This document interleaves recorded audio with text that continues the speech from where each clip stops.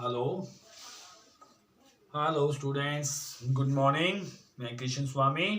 तो आज के अपन इस वीडियो में अपन करने जा रहे हैं कक्षा 9वीं की पुस्तक क्षितिज में गद्य खंड का 5वां पाठ नाना साहब की पुत्री देवी मैना को भस्म कर दिया गया। तो ये इतना लंबा ये लेसन का नाम है। तो इसकी जो लेखिका है वो है चपला देवी। लेखिका का नाम क्या है? चपला देवी है। तो देखिए स्टूडेंट्स, जिस तरह से कई ऐसे लेखक कवि होते हैं जो इतिहास के पन्नों पर लिखे बगैर रह जाते हैं, दबे हुए रह जाते हैं बेचारे। उनमें से एक चपला देवी थी। तो इसकी इनकी रचना भी क्या है? स्वदेशीय रचनाएं हैं इनकी भी। इन्होंने भी क्या है, स्वतंत्रता संग्राम में भाग भी लिया था और स्वतंत्रता संग्राम के लिए इन्होंने कुछ रचनाएं भी बहुत सारी लिखी थी। तो इनका उद्देश्य क्या है? ये जो उन्होंने लेसन लिखा है, नाना साहब की पुत्री देवी मैना को भस्म कर दिया गया, तो ये जो पाठ लिखा है इसके पीछे इनका उद्देश्य क्या है? मातृभूमि की स्वतंत्रता और रक्षा के लिए जिन्होंने अपने प्राण न्यौछावर कर दिए, उनके जीवन के उत्कर्ष गौरव से किशोर पीढ़ी को परिचित कराना है। मतलब जिन्होंने अपनी स्वतंत्रता के लिए, अपने देश की आजादी के लिए जो अपने प्राण न्यौछावर कर दिए, यानी कि जो शहीद हो गए, उनके जीवन से ही परिचय करवाना रहा है किशोर अवस्था में। जैसे आप 9th क्लास में हो, 10th क्लास में हो, तो ये क्या है? ये उम्र आपकी क्या है? किशोरावस्था की है। तो आप जैसे लोगों को ही क्या है, ये परिचित करवाना चाहते हैं। तो देखिए, नाना साहब की पुत्री देवी मैना को भस्म कर दिया गया।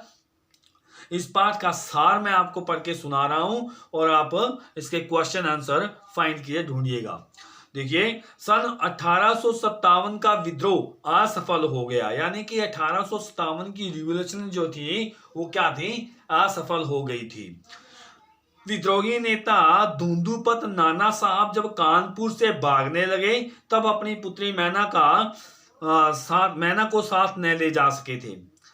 देवी मैना बिठूर में पिता के महल में ही रहती थी। बिठूर क्या है? बिठूर एक स्थान का नाम है।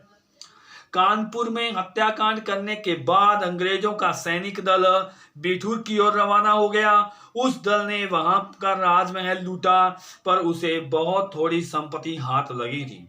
यानी कि अंग्रेजों ने क्या किया था? बिठूर में राजमहल को लूट लिया था। वहां पर उनको बहुत कम संपत्ति यानी कि धन दौलत हाथ में लगी थी। अंग्रेजों ने तोप के गोले से नाना साहब का महल उड़ा देने का निश्चय किया। जब वहां सैनिक दल ने तोपें लगाई, तब महल के बरामदे में एक सुंदर बालिका आ खड़ी हुई। उस बालिका ने अंग्रेज सेनापति को गोले बरसाने से मना किया। सेनापति ने इसका कारण पूछा तो बालिका ने कहा, यह ठीक नहीं है। जिन लोगों ने आपके विरुद्ध शस्त्र उठाए हैं वे दोषी हैं, पर इस जड़ मकान ने आपका कोई अपराध नहीं किया। यह स्थान मुझे बहुत प्रिय है, अतः मैं इसकी रक्षा की प्रार्थना करती हूँ। जब सेनापति ने उस मकान को गिराने का पुनः निश्चय प्रकट किया, तब बालिका ने अपना परिचय देते हुए बताया कि वह आपकी प्यारी कन्या मैरी का मेरे साथ प्रेम संबंध था। वह मेरे पास आती जाती थी और उस समय आप भी आते जाते थे। शायद आप वे सब बातें भूल गए हैं। मैरी की मृत्यु पर मैं बहुत बड़ी दुखी हुई थी। उसकी एक चिट्ठी अभी तक मेरे पास है। यहाँ क्या समझाया इस पहरे में? जो सैनिक है, अंग्रेज सैनिक है, वो नाना साहब के जो महल है उसको उड़ा देना चाहते हैं तोपों से। लेकिन इतने में जो मैना है वो सामने आ जाती है और उसको महल को उड़ाने से मना करती है, प्रार्थना करती है उनके पास साथ। लेकिन जो सेनापति है वो मानता नहीं है। तो इस पर जो मैना है वो उस सेनापति को कहती है, अंग्रेज को कहती है कि आपकी बेटी जो मैरी थी उसके साथ मेरा प्रेम संबंध था, यानी कि वो बहुत गहरी मित्रता थी दोनों में। और वो आती जाती थी, मैं भी उसके साथ आती जाती थी, लेकिन मेरी की एक दिन मृत्यु हो जाती है। और मृत्यु हो जाने के बाद कहती है कि मैना कहती है मैं बहुत बड़ी दुखी हुई थी। आप सारी बातें भूल गए हो लेकिन मैं नहीं भूली हूं, ये उसको समझा रही है। आगे देखिए, यह सुनकर सेनापति के होश उड़ गए। वह उस बालिका को पहचान गया, पर अपनी मजबूरी बताते हुए बोला मैं सरकार का हुक्म टाल नहीं सकता। उसी समय सेनापति जनरल आउट्रम आ पहुंचे और सेनापति हे पर बिगड़े। अब जो सेनापति हे था वो मैरी का पिता था और वो पहचान गया था मैना को। अब उसके ऊपर एक और सेनापति है, उसका नाम है जनरल आउट्रम। अब वो वहां पर आ गया और उसने आकर के वो बिगड़ा उसके ऊपर। कहता है सेनापति हे ने महल को बचाने का उपाय पूछा तो आउट्रम ने कहा कि गवर्नर जनरल की आज्ञा के बिना यह संभव नहीं है। अंग्रेजों का नाना साहब पर बहुत क्रोध है, अतः महल का बचना संभव नहीं जान पड़ता। सेनापति हे ने गवर्नर जनरल लॉर्ड कैनिंग को इस विषय में एक तार दे देने का निश्चय किया। वह चला गया। जनरल आउट्रम ने नाना का महल घेर लिया तथा महल का फाटक तोड़कर अंग्रेज सिपाही भीतर घुस गए और मैना को खोजने लगे, पर उसका पता न लगा।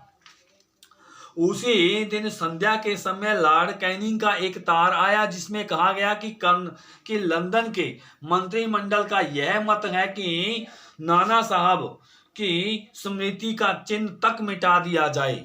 यानी कि उन्होंने एक वहां से पत्र भेजा कि नाना साहब की कोई भी निशानी यदि आप कोई बचती है दिखाई देती है उसको भी उड़ा दिया जाए। वहां की आज्ञा के विरुद्ध कुछ नहीं हो सकता। उसी क्षण आउट्रम की आज्ञा से महल पर गोले बरसने लगे और घंटे भर में वह महल मिट्टी में मिला दिया गया।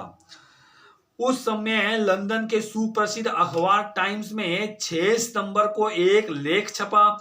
इसमें कहा गया कि यह दुख का विषय है कि भारत सरकार आज तक नाना साहब को नहीं पकड़ सकी, जिस पर अंग्रेज जाति का भीषण क्रोध है। जब तक हम लोगों के शरीर में रक्त रहेगा तब तक कानपुर में अंग्रेजों के हत्याकांड का बदला लेना हम न भूलेंगे। उस दिन वहां के पार्लियामेंट में सर थॉमस हे की रिपोर्ट का भी मजाक उड़ाया गया। कहा गया कि जिस नेता ने अंग्रेज नर नारियों का संहार किया, कि जिस नाना ने अंग्रेज नर नारियों का संहार किया उसकी कन्या के लिए क्षमा असंभव है। अपना सारा जीवन युद्ध में बिताकर अंत में वृद्धावस्था में सर थॉमस हे एक मामूली महाराष्ट्र बालिका के सौंदर्य पर मोहित होकर अपना कर्तव्य ही भूल गए। वे नाना के पुत्र पुत्री या संबंधी को मार डालने के पक्ष में थे। जिस कन्या से हे का प्रेमालाप हुआ है उसको उन्हीं के सामने फांसी पर लटका देना चाहिए। ये क्या था, पार्लियामेंट में निश्चय लिया गया था। और कुछ अंग्रेजों के अखबार में भी इस तरह की ये खबरें छपी थी। जो जनरल हे था उसको वो मैना अपनी बेटी के सम्मान लग रही थी, लेकिन पार्लियामेंट में उसका मजाक उड़ाया गया था कि ये जो जनरल हे है वो छोटी सी लड़की पर मोहित हो गया। उसके ऊपर घिनौना मजाक उड़ा गया बेचारे पर। आगे देखिए, 1857 के सितंबर मास की अर्धरात्रि में वह बालिका नष्ट हुए महल के अवशेषों पर बैठकर रो रही थी। तभी आउट्रम सैनिकों के साथ वहां आ पहुंचा। उन्होंने उस बालिका को गिरफ्तार कर लिया। बालिका ने दुखी होकर केवल इतना कहा कि मुझे कुछ समय दीजिए ताकि मैं यहाँ जी भरकर रो सकूं। पर उस पत्थर दिल जनरल ने उसकी यह अंतिम इच्छा भी पूरी नहीं होने दी। उसके हाथ में हथकड़ी डाल दी गई और उसे कानपुर के किले में लाकर कैद कर दिया गया। उस समय महाराष्ट्रियन इतिहासवेता महादेव चेतन विश के बाखर पत्र में छपा था कि कल कानपुर के किले में भीषण हत्याकांड हो गया। नाना साहब की एकमात्र कन्या मैना धधकती आग में जलाकर भस्म कर दी गई। भीषण अग्नि में शांत और सरल मूर्ति उस अनुपम बालिका को जलती देख सबने उसे देवी समझकर प्रणाम किया। यानी कि जो मैना को धधकती आग में फेंका गया तो वह मतलब बिल्कुल शांत स्वभाव से, मतलब कोई भी ऊ नहीं की उसने अपने मुंह से, उफ तक नहीं की। वो आराम से बैठकर शांत जलती रही। इसीलिए सारे जहां पर जितने भी थे उन्होंने समझा कि ये तो देवी है कोई, तो यह समझ के सबने उनको प्रणाम किया। तो स्टूडेंट्स, ये अपना लेसन अब 5वां भी हो चुका है और इसको आपने इसके क्वेश्चन आंसर आप इसके छांटिएगा। धन्यवाद।